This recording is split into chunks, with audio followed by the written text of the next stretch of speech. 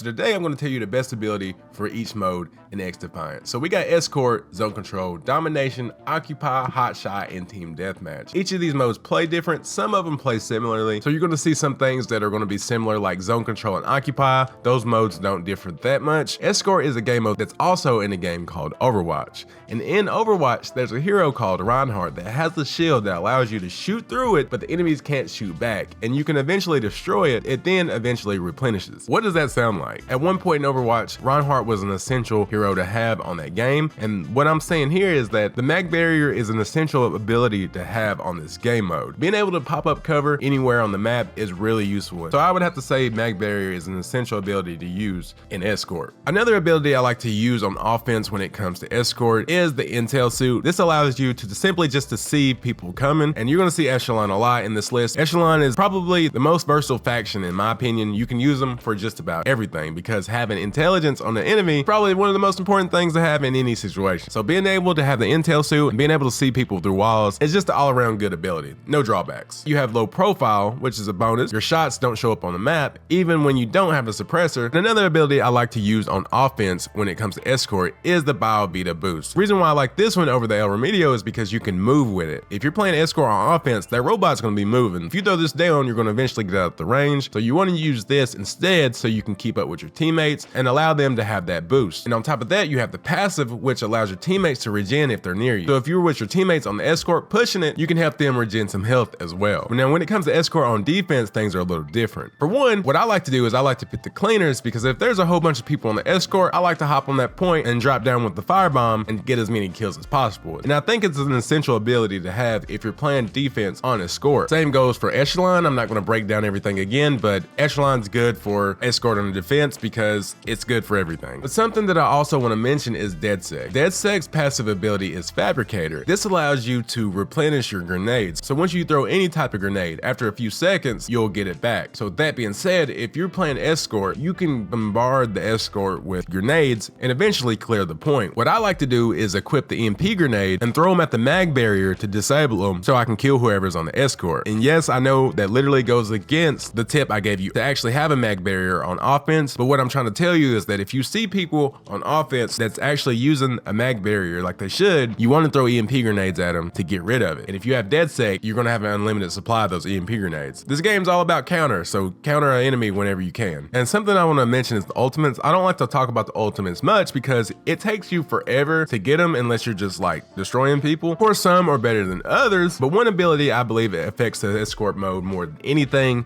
is the Phantom's ultimate. When you have that spherical shield with the shotgun, you're able to have cover and just walk the payload up to the point if you need to. And if they get near you, you can use that shotgun to insta-kill them. The Phantom's ultimate is crazy for Escort offense. Defense is pretty good too. You can hold down their point, but I would say it's way more effective on offense. Next, we have Zone Control. Now, I like this game mode. It's a lot better than Occupy, I'll tell you that. So let's start with defense this time. And off the top, when it comes to defense, I like to use the proximity grenades. And like I mentioned before, you'll have an unlimited supply of those if you pick DeadSec, and you'll have this Fabricator perk to constantly supply that. So what I would recommend is you set up on a corner or something, throw a proximity mine into a walkway that's, commonly used, that's near the point, and just hold the corner down. It's a really good strategy to use on defense. And once again, Echelon, not gonna get into it, but if you like Echelon, of course, great faction to use in this mode. Now, Libertad is good as well, but you wanna make sure your teammates are working well together. If they're not working together and you're just healing yourself, it's not really that useful. It's useful for you, but really not for your team. Mag barrier when it comes to defense is like Echelon. It's like essential every time. But one thing I want to talk about is Firebomb. Firebomb is super useful in a lot of situations, but one situation I want to highlight is when you're playing defense, you got a whole bunch of people coming at you. Sometimes their last resort has to be the Firebomb, and sometimes it can even save you or at least hold off the enemies long enough to where your teammates can come and defend the rest of the point while you're on defense. Pretty useful ability. Now, when it comes to offense, I'm a super aggressive player, and I like to use the Blitz Shield if it's a close quarter situation. If I got people on the point that's camping, I like to shoot at them, take cover, and whip out the shield real quick, and then run at them real quick with the shield to throw them off. Sometimes they just don't expect you to run up on them with a shield. You can really clear a room with this. Now we're gonna go back to DeadSec. The reason why I want to go back to DeadSec is once again the Fabricator feat. You can use your EMP grenades to have an unlimited amount of these, and if you have an enemy that's just set up camping up with shield barriers, throw your EMP grenades to get rid of them when you're on offense, and then try to capture the point, of course. You gotta use Firebomb when it comes to offense, because just like a shield, you can clear a room with this. I find myself dying a lot of times with this, but I'm able to clear maybe 2 or 3 people at times. And next we have Domination. If you played Call of Duty before, you probably know how this plays out. You wanna cap at least 2 of the 3 points. That being said, whenever I cap 2 of the 3 points, I like to use a mag barrier to provide cover. Of course, you wanna do the same thing on Domination as you do on zone control,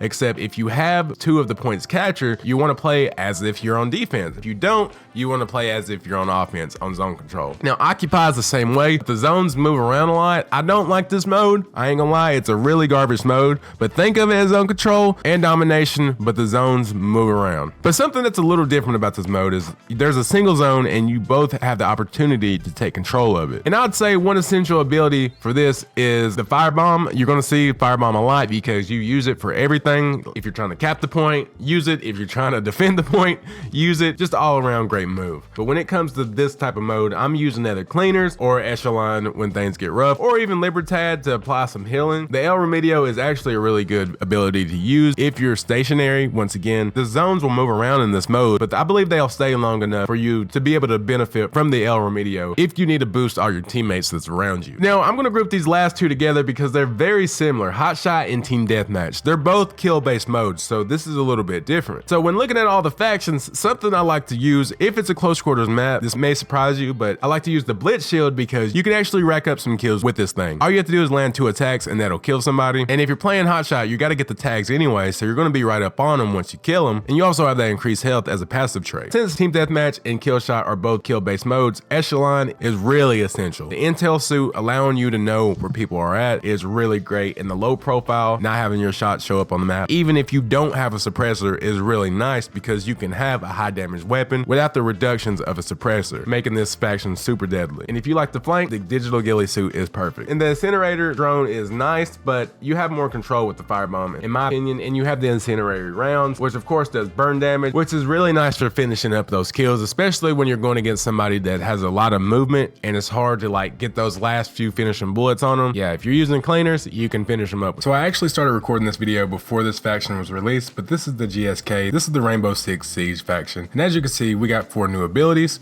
We're gonna start with the passive. You got Hard Hat, which is a ballistic helmet, reduces the lethality of enemy headshots. Then you got the ADS. If you played Rainbow Six Siege in the past, this acts the same way. It's basically a trophy system. It'll block any incoming projectiles, grenades, proximity mines, anything that explodes, it'll block. And you also have the option to equip the shock wire. Now this will allow you to put down 3 shock wires that, as you can see, will zap and entangle foes. This is really great for objective based modes. And for the Ultra, we have the Flash Shield. Blind and bash foes with an LED studded shield, which also provides mobile cover for your sidearm. So you're allowed to shoot while you have the shield out, and you can flash people at the same time, just like Blitz on Siege. Overall, I believe if you're playing a kill based game mode, as well as if you're playing capture the flag, you can put the shock wire on your home base and go out and get the flag if you need to, and it's really great for defense. Of course, this is all just my opinions on every ability and every game mode in this game. Let me know what you think down below, and if you want to see more videos like this, hit that like button. And with all that being said, I'll see you in the next video.